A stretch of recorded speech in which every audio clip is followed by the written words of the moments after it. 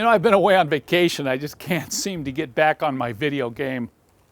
So I thought I would try a little grape juice. You know I like orange juice, but you probably don't know that I like grape juice just as well. It kind of helps to clear the fog out of your brain when you're trying to come up with something to say on these videos.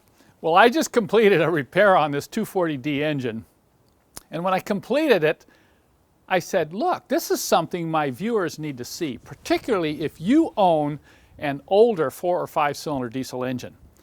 This is what I'll call a video alert, because it's becoming a very common problem. I'm seeing it more and more often as these engines age. And it has to do with the manifold gasket that you see me holding here.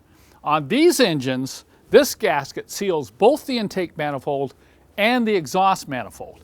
And that's part of the problem, because you have different expansion and contraction between the two metals, and that will cause those to loosen up over time and lose their seal. Once the seal is lost, hot gases will start leaking by, and that will start burning the material on this gasket. And when that happens, you're going to have exhaust leaks or intake air leaks.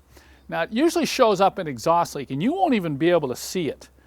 In this picture here, you can start to see the delamination of the gasket, and you may see black staining on the manifold or in around underneath the manifold. Most leaks occur out the bottom, and you will not see them, but you may hear them. So if you're starting your engine, you're cranking the engine, you hear it kind of go poof, poof, poof before it starts, and you're sure your header pipe and muffler are okay, that's a really good indication that this gasket is bad. This is the old gasket that we removed from the 240D.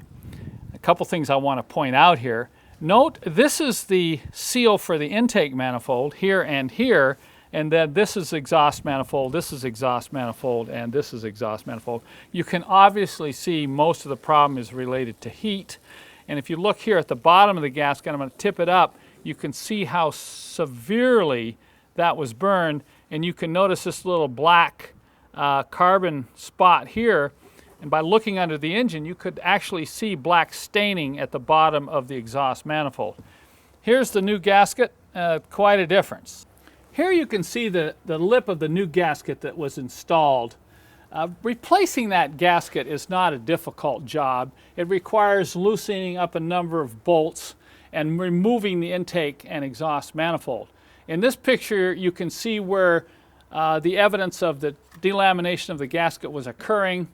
And once we got the bolts off, particularly on the 240D, we didn't even need to unhook the exhaust manifold downpipe. We could just slide everything off, and once we backed up the two manifolds, we were able to remove the old gasket. Couple things I want to recommend here. Number one, make sure you put all the studs back into the block before you install the manifolds back in place. You cannot get those studs started. A lot of times the stud will come out with the nut. You'll need to remove the nut from the stud and put the stud back in the engine. And before you install the manifolds, particularly the exhaust manifolds, use a good mill file to file the surfaces flat, and that will help to seat the new gasket properly. If you have one of these old diesels, I would recommend that you go out as soon as possible and check your own manifold gasket. Start by checking the tightness of the nuts on the manifold studs.